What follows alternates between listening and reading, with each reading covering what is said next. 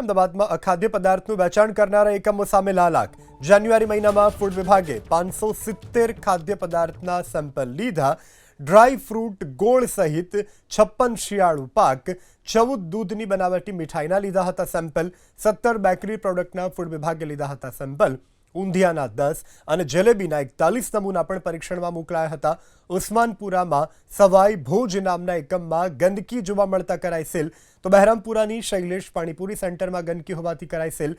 જુહાપુરામાં અફઝલ ઝવેરી પાસે ખાદ્ય પદાર્થના વેચાણનું લાયસન્સ ન હોવાનું સામે આવ્યું, જેને કારણે તેને પણ સીલ કરવામાં આવ્યું છે.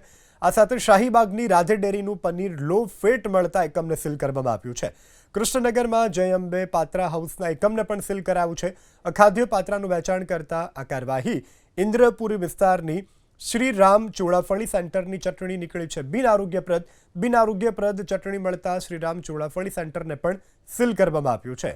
આમ અમદાવાદ શહેરના અલગ અલગ વિસ્તારોમાં ખાદ્ય એકમોની સામે કાર્યવાહી.